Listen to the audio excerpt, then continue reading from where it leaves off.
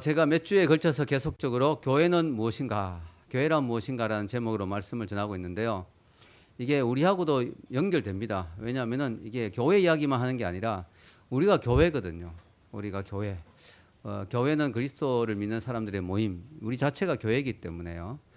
제가 그래 전에 강화도에 갔다가 지나가는데 교회 이름이 있더라고요. 내가 교회. 야, 이게 진짜 성경적이다. 내가 교회다. 근데 보니까 그 동네 이름이 내가동이에요. 야, 기가 막히다 이런 생각이 들었습니다. 내가 교회. 이 진짜 성경적입니다. 내가 따라해서 내가 교회다. 예. 그래서 여러분 오늘 성경의 제목이 말씀의 제목이 교회는 그리스도의 신부이다라는 제목인데요. 그 말은 내가 예수님의 신부가 돼야 된다 이 말입니다. 예수님의 신부가 돼야 된다. 오늘 사도 바울이 고린도후서를 쓰면서 자기가 하는 일이 뭐냐? 사도 바울은 평생을 예수님을 만나고 난 뒤에 평생을 예수님을 모르는 사람들에게 예수님을 전하는 데 인생을 바쳤거든요. 전도하고 복음 전하고 선교하고 이 모든 일들을 바울은 어떻게 표현했느냐? 영적 중매하는 거다. 내가 너희들을 정결한 처녀로 남편이신 예수 그리스도께 중매하려고 한다. 이렇게 바울이 표현했습니다. 참 재밌는 표현이죠. 우리가 중매하는 거 되게 중요하잖아요. 중매 잘해주면은 참 이렇게 고맙다는 소리를 듣죠. 잘못하면은 또 뭐 옛날 말로는 뺨이 석대다 뭐 이런 하여튼 중매가 참 중요한데요. 우리가 다른 사람을 중매하는 그런 것도 필요하지만 그러나 우리가 어떤 영혼을 예수님께 인도하는 것이 바로 중매다. 왜냐하면은 그는 예수님의 신부가 되기 때문에 예수님을 믿는 사람, 예수님의 믿는 사람이 모인 교회를 성경은 그리스도의 신부라고 표현합니다. 우리를 예수님의 아내라고 표현합니다. 예수님의 신부. 성경에 보면 그런 의미가 있는 말씀이 곳곳에 있어요. 에베소서 5장 31절 32절 한번 읽어보겠습니다. 주보에 나와 있는데요. 그러므로 사람이 부모를 떠나 그의 아내와 합하여 그 둘이 한 육체가 될지니 이 비밀이 크도다. 나는 그리스도와 교회에 대하여 말하노라. 부모를 떠나서 아내와 합하여 한 몸이 된다. 이게 이제 결혼인데요. 이 결혼이 사실은 그리스도와 교회의 관계와 비슷하다. 영적으로 볼 때는. 그래서 결혼하는 이 결혼이 영적으로는 바로 예수님을 만나고 우리가 예수님을 통해서 구원받고 하나 되는 것이 바로 결혼하는 것처럼 영적으로 결합되는 예수님의 신부가 되는 그런 사건이다 하는 것이죠. 우리 요한계시록을 보면 어린 양의 혼인잔치라는 게 나옵니다. 우리가 이제 예수님이 재림하시고 모든 사람들이 주님 앞에 모였을 때 주님은 큰 파티를 하시는데 그것이 그냥 사교적인 파티가 아니고 성경은 어린 양의 혼인잔치라고 표현합니다. 왜냐하면은 드디어 이제 신랑 되신 예수님과 우리가 완전히 하나 되는 시간이죠. 정식 정말 결혼을 하는. 지금 어떻게 보면 약혼 기간이에요. 약혼. 여러분 예수님을 믿고 예수님을 영접하고 예수님의 신부가 되었지만 아직까지 하나 되지는 못했어요. 완전히. 그러니까 여러분이 그 성령으로 하나 되어 있지만 온전한 하나 되면 천국에서 이루어지죠. 어떻게 보면 우리가 약혼에 있는 과정이라고 볼 수 있습니다. 자, 그래서 어린 양의 혼인잔치를 한번 읽어봅시다. 요한계시록 19장 7절에서 8절. 우리가 즐거워하고 크게 기뻐하며 그에게 영광을 돌리세. 어린 양의 혼인 기약이 이르렀고 그의 아내가 자신을 준비하였으므로 그에게 빛나고 깨끗한 세마포옷을 입도록 허락하셨으니 이 세마포옷은 성도들의 옳은 행실이로다 하더라. 아멘. 어린 양의 혼인 기약. 이제 정말 결혼식 날짜가 잡혔다. 주님의 재림이 결혼식 날짜예요. 결혼식 날이 잡혔다. 그의 아내가 자신을 준비했다. 그리고 하나님은 우리에게 깨끗한 옷을 입혀주셨다. 우리가 예수님의 보혈의 피로 깨끗함을 입은 성도들. 그리고 이 세마포는 성도들의 옳은 행실이다.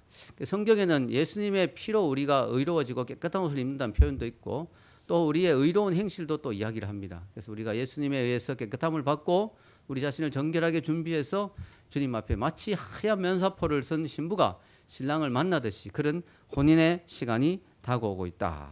이렇게 성경은 이야기하고 있습니다. 그래서 우리가 영적으로는 예수님의 신부다.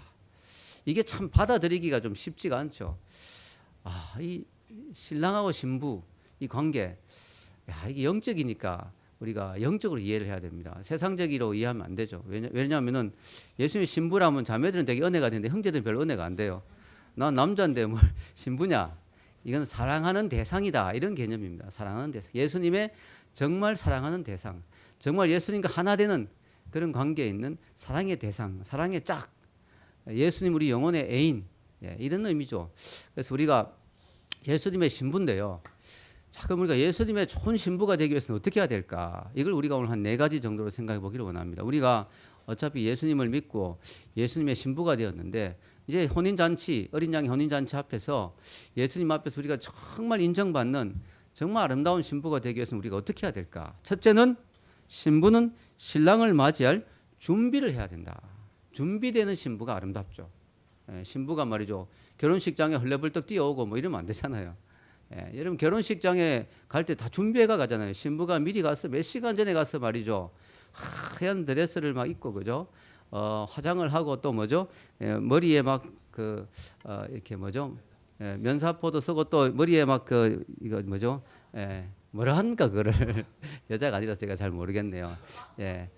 하여튼 머리에 쓰기도 하고 또 머리를 꾸미기도 하고 또 드라이도 파마도 하고 뭐 하여튼 뭐 잘합니다. 그래서 너무 예쁘게 그래서 여성이 인생에서 가장 예쁠 때가 이제 신부로 설 때가 제일 예쁠 때잖아요. 인생에서 나이도 그렇고 그 여러 가지로 볼 때 가장 예쁘고 아름다울 때죠. 자 그런데요 만약 이 신부가 준비가 안 되고 뭐 신랑이 결혼식장에 서 있는데 막 시기 시작되는데 막 청바지 입고 막 뛰어 들어온다든가 뭐 이래 되면은 이거 참 곤란하지 않습니까? 가끔씩 옛날엔 그런 거 있었어요. 신부가 그런 일은 좀 드문데 신랑이 친구들한테 끌려가가 밤새도록 술 퍼마시다가 다음날 예식장에 정신없이 뛰어 들어오는 그런 경우가 있다고 합니다. 옛날에 있었대요. 신부가 너무 실망스럽죠. 신랑이 막 시간대가 급하게 막 늦어가지고 막 뛰어 들어오면 술도 덜 깨가지고 신부가 그런 신랑을 보는 순간 어떤 생각이 듭니까? 진짜 이거 앞으로 이거 같이 살아야 되느냐 뭐 이런 생각이 들지 않겠습니까? 여러분 우리가 성경에서 분명히 말하기를 예수님은 가신 모습 그대로 다시 오신다고 예수님이 오심을 우리는 기다려야 됩니다. 예수님이 오신다는 걸 알아야 우리가 기다릴 거 아니에요. 이 예수님이 다시 재림하시고 오신다는 사실에 대한 확신이 필요합니다. 우리 신부인 우리가 신랑은 나를 버리지 않을 거야. 반드시 나를 데리러 다시 올 거야 라고 하는 그 확신. 성경에 사도행전 1장 9절에서 11절 한번 읽어보겠습니다.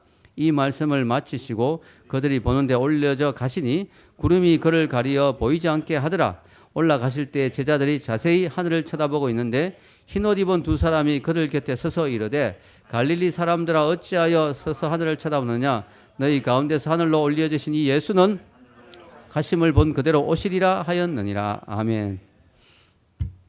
우리는 한국적인 결혼 풍습으로는 잘 이해가 안 돼요. 뭐 신부하고 신랑이 좋아해서 약혼하면 뭐 식장에 같이 준비해서 가고 뭐 이렇게 생각하는데 이 이스라엘의 결혼 풍습은 완전히 다릅니다. 이스라엘의 결혼 풍습은 신랑과 신부가 이제 정혼하게 되면요. 마리아와 요셉이 그랬잖아요. 서로 정혼하고 이제 약혼하게 되면 결혼하기로 약속하면요. 신랑이 그때부터는 준비를 합니다. 신부를 데려오기 위해서. 자기 아버지 집 옆에 신부하고 같이 살 집을 준비해요.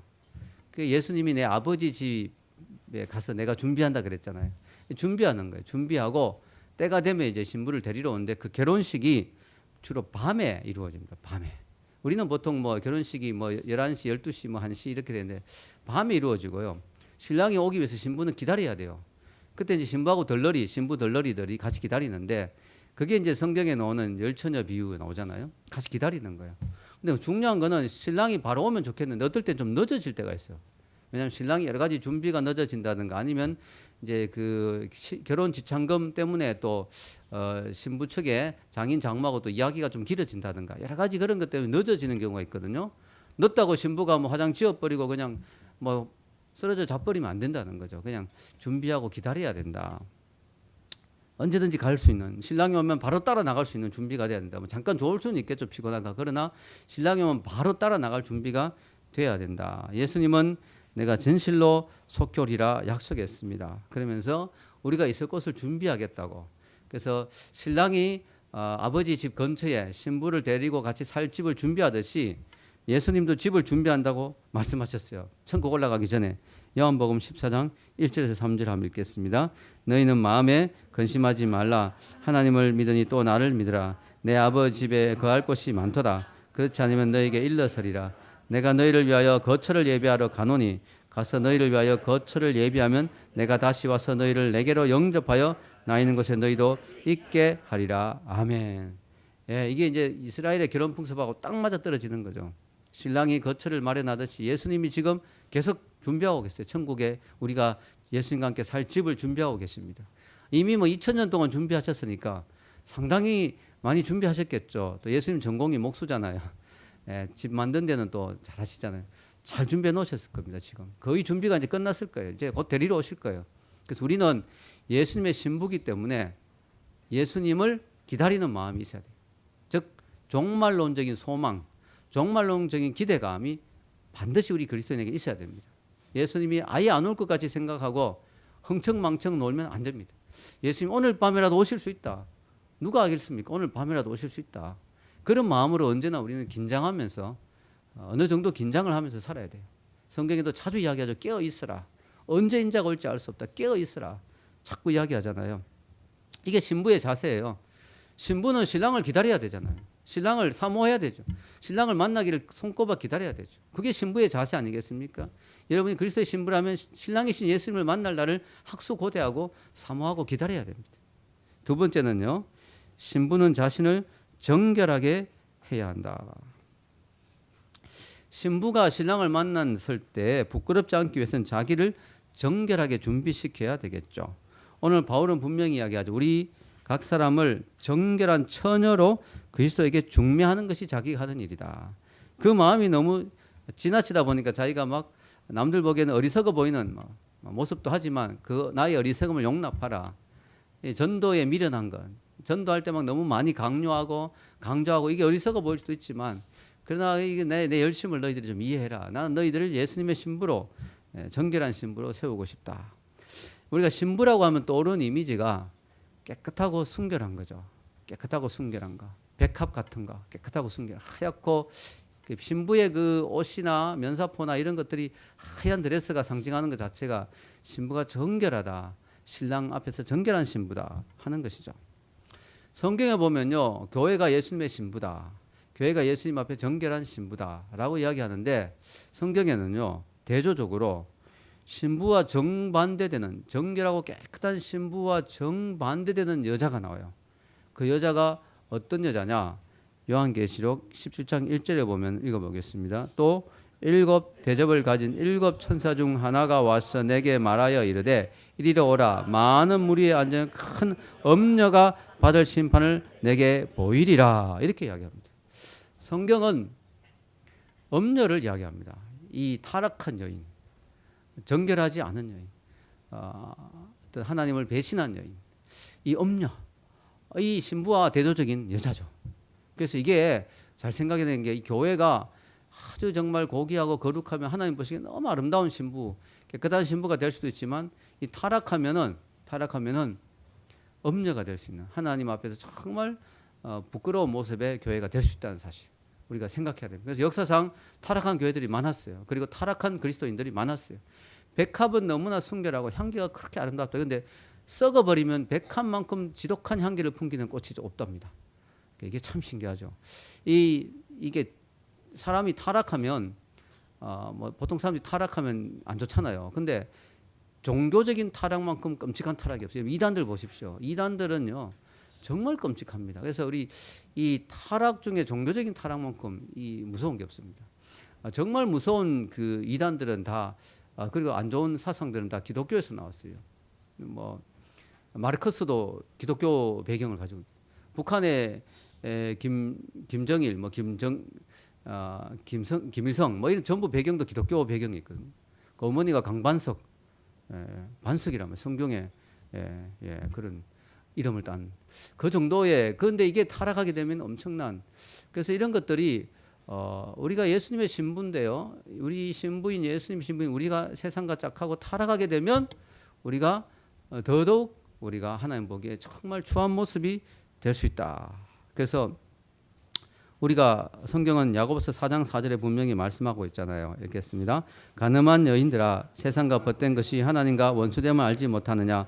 그런즉 누구든지 세상과 벗이 되고자 하는 자는 스스로 하나님과 원수 되는 것이니라. 여기서는 이 세상이란 것은 우리가 세상에도 있지만 그런 세상이 아니고 세상의 그 타락한 그런 것들을 우리가 따라갈 때 하나님과 우리가 원수 될 수 있다 하는 것이죠. 하나님은 세상을 사랑하십니다. 그래서 이 세상을 위해서 자기 아들을 주셨어요. 그러나 세상 속에는 또 이 세상의 어떤 죄악들이 있죠. 그런 것들 우리가 따라가게 되면 하나님과 원수가 될 수 있다. 성경은 우리에게 요구하는 게 뭐냐? 데살로니가전서 5장 23절 읽어보겠습니다. 평강의 하나님이 친히 너희를 온전히 거룩하게 하시고 또 너희의 온 영과 혼과 몸이 우리 주 예수 그리스도께서 강림하실 때 흠없게 보존되기를 원하노라. 우리의 영혼과 혼과 몸. 우리 기독교는요 전인적이거든요. 영혼만 깨끗하면 된다. 어떤 이단은요, 우리는 구원받았기 때문에 영혼이 깨끗하면 마음대로 죄를 지도 된다. 그 몸으로 지는 죄니까 그거는 영적인 일이 아니기 때문에 하나님과 아무 상관없다. 이런 이단도 있어요. 그러나 성경은 영혼, 영육혼을 다 이야기합니다. 왜냐하면 우리 기독교는요, 전인적인 우리 몸도 귀하게 여겨요. 그래서 우리 몸을 함부로 굴리면 안 됩니다. 우리 몸을 함부로 죄 지는데 쓰면 안 됩니다. 여러분의 마음이 예수님이 거하시는 성소잖아요. 뭐 술을 부어 넣는다든가 담배연기를 가득 채우면 좋지 않겠죠. 좋지 않은 것들을 막 채워 넣으면 안 되겠습니다. 오늘 성경은 이야기합니다. 평강의 하나님이 친히 너희를 온전히 거룩하게 하시고 또 너희의 온 영과 혼과 몸이 언제 우리 주 예수 그리스도께서 강림하실 때 어린 양의 혼인잔치가 임할 때 그때 신부로서 너희들이 혼인잔치를 맞이할 수 있도록 흠없게 보존되기를 원하노라. 아멘. 흠없게 보존되기를 원하는 이게 하나님의 마음입니다. 우리가 하나님을 만날 때, 예수님을 만날 때, 천국에 들어갈 때, 주님 앞에 설 때 영과 혼과 몸이 깨끗할 수 있도록 우리가 노력하고 정결한 신부가 될 수 있도록 노력해야 됩니다. 그리고 신부는요 정결하기만 할 뿐만 아니라 아름다운 향기를 풍겨야 돼요. 향기를. 성경에 보면요 에스더서를 읽어보면요 이 에스더가 왕 앞에 나가는데 그냥 여자들이 왕 앞에 안 나갑니다. 왕이니까 대단한 존재잖아요. 그러니까 여자들을 준비를 시키는데요. 이 에스더서에 보면 참 놀랍더라고요. 성경 우리 에스더서 2장 12절 한번 읽어봅시다. 시작. 처녀마다 차례대로 아수에르 왕 앞에 나아가기 전에 여자에 대하여 정한 규례대로 12달 동안을 행하되 6달은 모략 기름을 쓰고 6달은 향품과 여자에게서는 다른 물품을 써서 몸을 정결케 하는 기한을 마치며 이 왕이 지금 왕비를 폐위하고 지금 다른 왕비를 구하려고 하는 거예요. 그래서 여자들을 선을 보는 거죠. 이 여자들 중에 한 명을 고르는 거예요. 이 여자들은 왕하고 계속 있는 게 아니고 잠깐 왕 앞에 나오는 거예요. 왕이 그다음 그러면 통과인데 그거 한번 하려고 12달을 온몸에 정결케 하는 의식을 하고 향을 해가 이 여자들이 딱 왕 앞에서 향기가 확 나는 거예요. 왕 앞에서. 물론 여자들은 좀 기분 나쁘겠죠. 너무 이게 여자들을 좀 비하하는 게 아닌가. 그때 풍습이 그랬다 이거죠. 근데 이걸 영적으로 보면 의미가 있어요. 우리가 왕이신 하나님 앞에 나올 때요. 우리가 아무 생각 없이 나가기보다는 우리 자신을 준비하고 정결케 할 뿐만 아니라 뭐요? 향기가 기도의 향기. 아멘. 찬양의 향기. 아멘. 은혜의 향기. 아멘. 성령의 충만의 향기. 아멘. 전도의 향기. 또 여러분 덕스러운 그런 향기들이 쫙 풍기는 그런 사람이 돼야 될 줄로 믿습니다. 왜냐? 우리가 왕 앞에 지금 나오는 거니까. 매주 교회 나올 때도 마찬가지. 여러분 주님 앞에 향기로운 모습으로 죄만 짓다가 주여 회개합니다 이렇게 나오는 것도 뭐 탕자도 오긴 와야 되죠. 돌아와야 되지만 그러나 우리가 맨날 탕자만 하면 안 되잖아요. 정결한 신부로 우리가 왕 앞에 나올 때 하나님이 여러분이 예배 자리에 탁 앉는 모습을 볼 때 야 쟤를 보니까 거룩한 향기가 풍기는구나.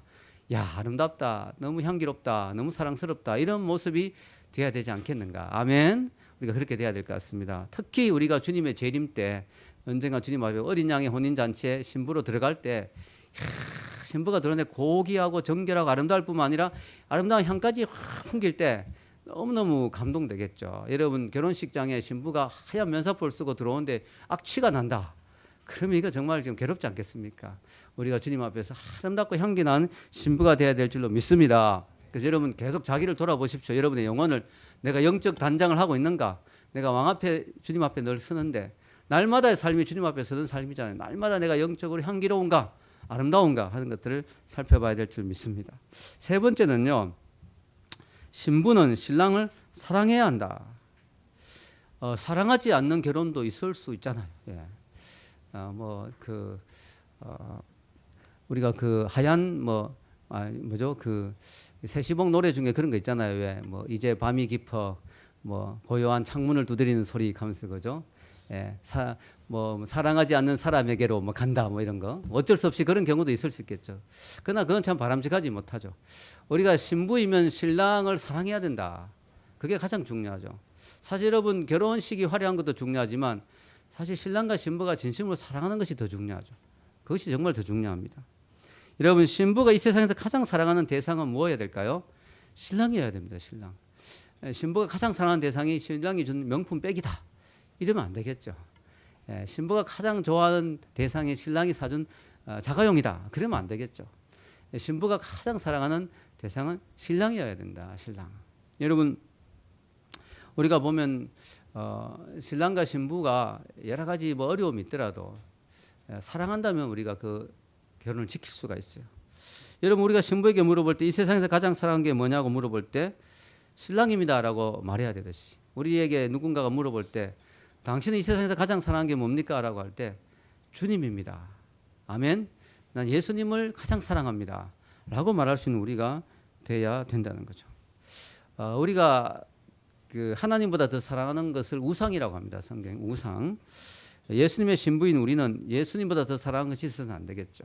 그것은 다 우상이 되는 것입니다. 그것이 돈이든 물질이든 명예든 성공이든 그 무엇이든 간에 하나님보다 더 사랑하는 것이 있다면 그것은 우리에게 우상이 되는 것입니다. 우리가 믿음의 선배들을 보면 참 감동적이에요. 우리나라에도 그런 참 아름다운 믿음의 선배들이 많았어요. 그들은 하나님보다 다른 걸 더 사랑하지 못해서 자기의 생명을 바쳤습니다. 특히 신사참배 때 신사에게 절하면 그냥 살려준다라고 할 때 그는 하나님보다 자기 목숨을 더 사랑하지 않았어요.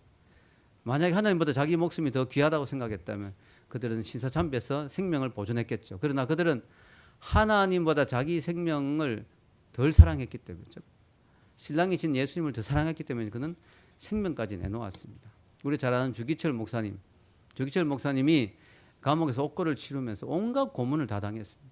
그게 그냥 확 죽여버리면 괜찮은데 7년 동안 그것도 잡았다가 또 한 번씩 풀어줘요.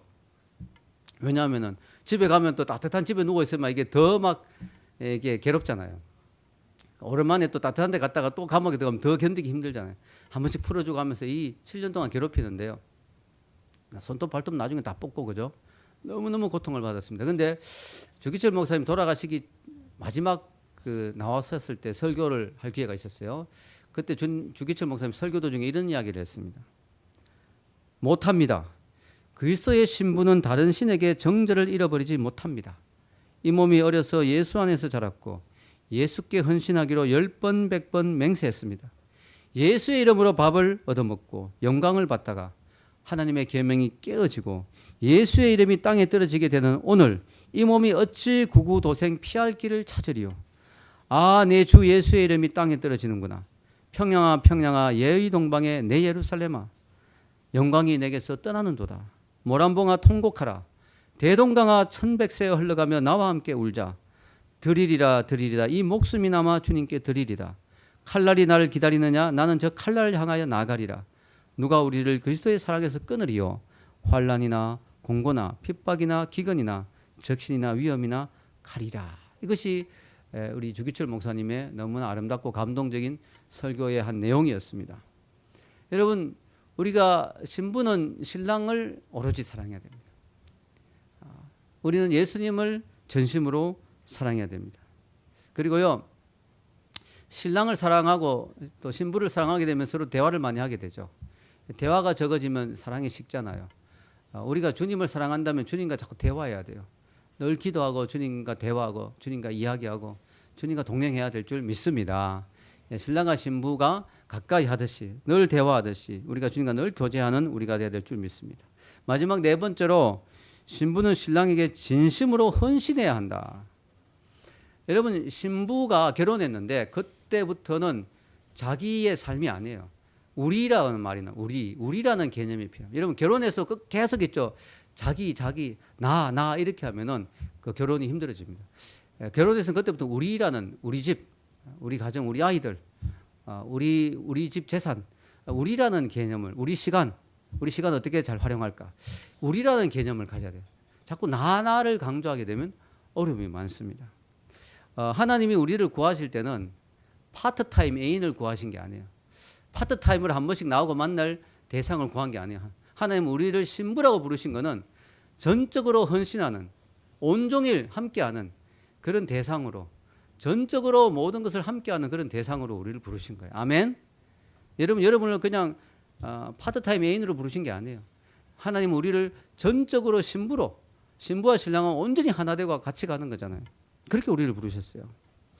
여러분 만약에 결혼했는데 신부가 결혼식 다음 날 신랑에게 이렇게 말했다고 생각해 봅시다. 이게 정말 말이 되겠습니까? 결혼했는데 신부가 자기 남편에게 여보, 나는 당신과 결혼한 것을 기쁘게 생각해요.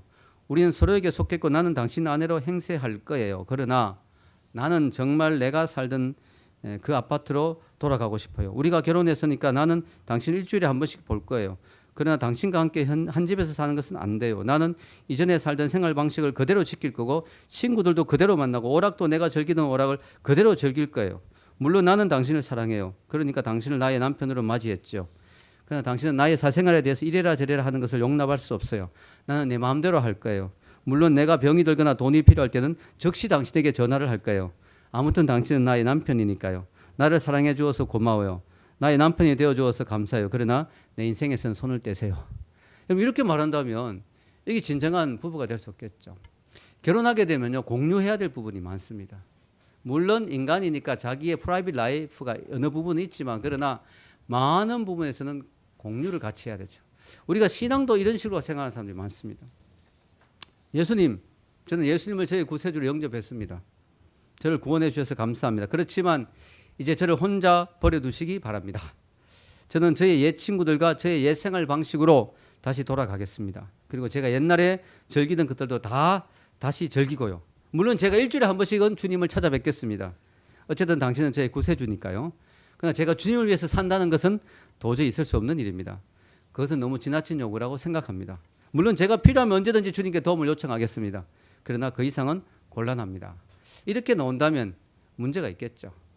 우리가 주님과 결혼했다, 주님을 영접했다라고 하는 것은 필요할 때 주님을 찾고 주님을 옆에 던져놓는 게 아니라 주님과 하나 되는 거, 신랑과 신부가 하나 되듯이 주님과 이제는 온전히 하나 되고 주님 앞에 우리가 헌신하고 주님 앞에서 우리의 삶과 시간과 물질과 모든 걸 드린다는 그런 의미입니다. 그래서 우리가 이 결혼에는 헌신이 따르거든요. 헌신이 반드시 그것이 따릅니다.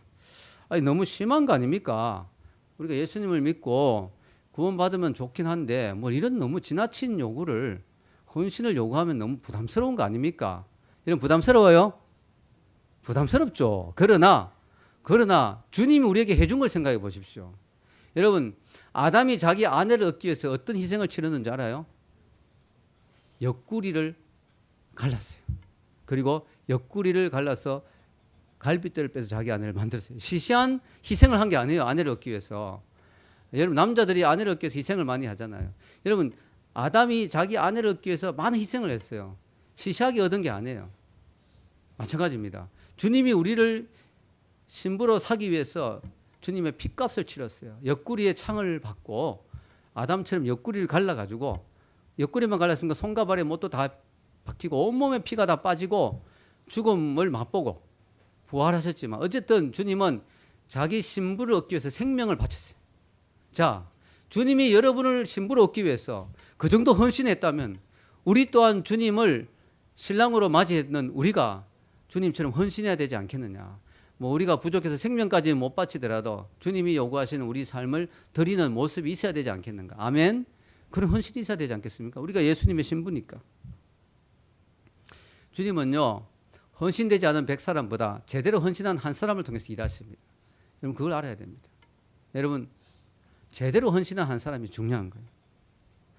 저는 신학대학원 때 교회사를 공부하면서요, 많은 것들을 생각했어요. 신학교 가면요, 교회사라는 걸 공부하거든요. 초대 교회사, 중세 교회사, 근대 교회사, 이러면서 쫙 교회사를, 역사를, 교회가 어떻게 시작되고 어떻게 쫙 됐는지. 우리 여러분 성경을 보면 초대교회밖에 안 나오잖아요. 초대교회. 초대교회는 참 아름다웠죠. 서로 물건을 나눠 쓰고 막 성령 충만하고. 근데 그게 길지 못했어요.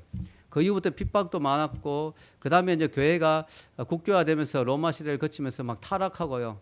얼마나 교회가 죄를 많이 지었는지, 십자군 사건, 엉뚱한 사람들 많이 죽이기도 하고, 마녀 사냥해가 막 무고한 사람을 몰아서 죽이기도 하고요. 물론 그때가 종교개혁 전이어서 카톨릭 교회였긴 했지만 어쨌든 교회가 죄를 많이 지었습니다. 교회가.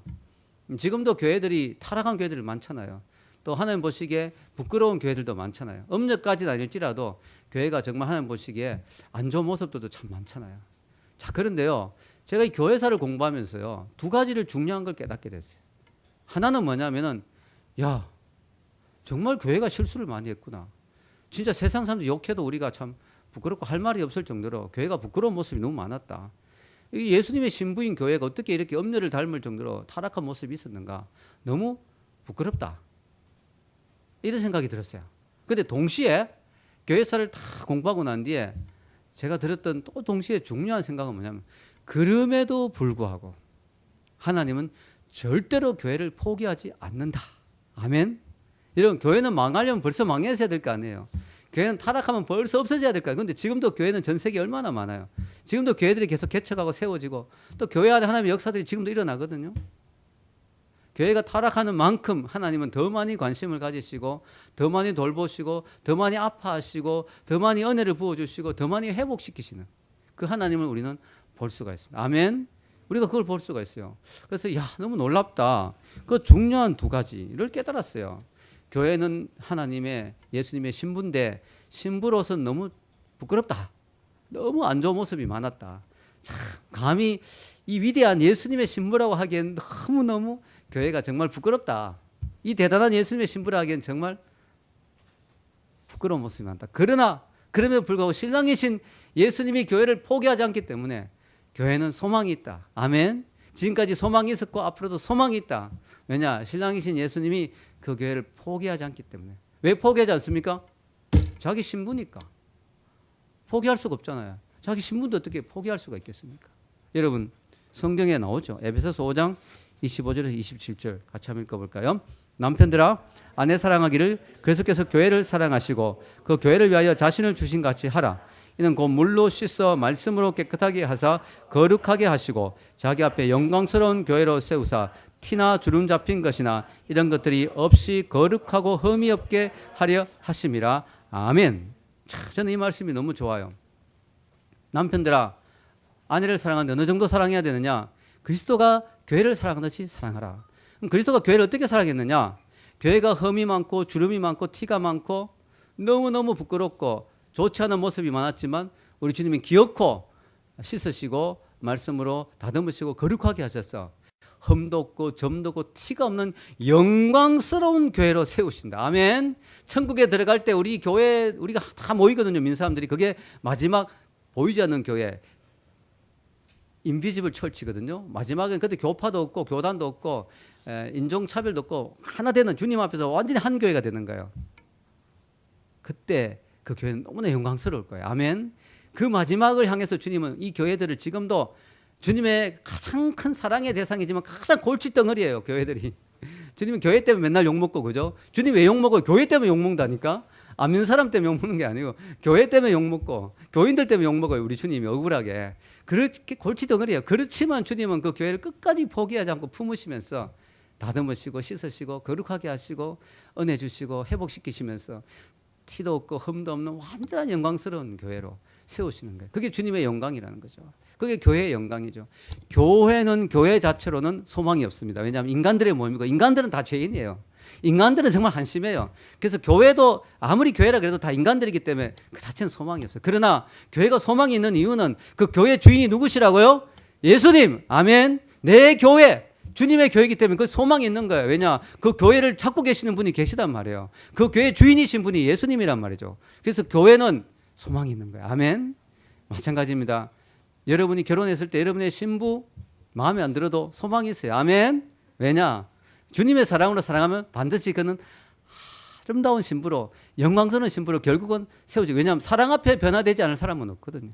끊임없는 사랑과 기도와 말씀으로 거룩해지고 온전해지고 여러분의 신부도 온전해질 수 있습니다. 그리고 여러분도 마찬가지입니다. 여러분이 신부잖아요. 예수님의 신부. 여러분을 자신을 볼 때 여러분 주님 앞에 여러분 거룩합니까? 영광스럽습니까? 점도 흠도 티도 없습니까? 순결합니까? 완전합니까? 아니요. 솔직히 여러분 자신이 여러분을 알잖아요. 저도 저를 알고 주님 앞에 제가 주님의 신부입니다 하고 면사포 서가 나가기 너무 부끄러워요. 죄도 많고 허물도 많고 흠도 많아요. 그러나 내가 소망이 있는 이유는, 여러분이 소망이 있는 이유는 주님이 여러분을 포기하지 않을 것이기 때문에. 아멘. 왜? 여러분이 주님의 신부이기 때문에. 주님은 여러분을 끝까지 포기하지 않을 거예요. 반드시 어떻게든지 여러분을 훈련시키고 연단시키고 회복시켜서 반드시 천국에서 주님의 영광스러운 신부로 세우실 줄 믿습니다. 그래서 우리는 소망이 있는 거예요. 우리는 소망이 있는 거죠. 결론을 내리겠습니다. 저는 오늘 교회란 무엇인가 라는 제목으로 교회는 그리스도의 신부라고 말씀을 나누었습니다. 이 세상에서 가장 아름답고 행복한 모습이 신랑과 신부죠. 얼마나 아름답고 행복합니까? 그런데요, 현실은 그렇지 못하죠. 신랑과 신부가 아름다운 모습을 결혼해도 현실은 많은 고통과 어려움이 있습니다. 이 사랑을 완성한다는 게 힘들고요. 사랑은 또 너무나 깨어지기 쉽고요. 사랑은 잃어버리기 쉽고요. 사람은 자꾸 변하고요. 완전하지 못해요, 이 세상의 사랑은. 그리고 사랑을 끝까지 부여잡더라도 결국 한 사람은 먼저 떠나가잖아요. 결국은 어떻게 보면 더 사랑하는 만큼 더 큰 아픔을 겪어야 돼요. 이별의 아픔이 있죠. 언젠가는 사랑한 사람이 죽어야 되니까. 그렇게 볼 때 이 세상의 사랑은 완전하지 못하고 아픔이 있어요. 그러나 우리는 완전한 사랑이 있다는 사실에 감사합니다. 성경은 완전한 사랑, 영원한 사랑이 이 세상에 있다고. 그것은 뭐냐면 주님을 우리가 천국에서 신랑으로 맞이할 때 그 사랑은 깨어지지도 않고 변화되지도 않고 쇠하지도 않고 없어지지도 않는 영원한 사랑, 완전한 사랑, 그 사랑을 우리는 앞으로 누리며 행복하게 살 날이 기다리고 있다는 것. 여러분은 최고의 위대한 우주적인 로맨스의 주인공이 될 수 있는 그런 사람이 바로 여러분이란 사실입니다.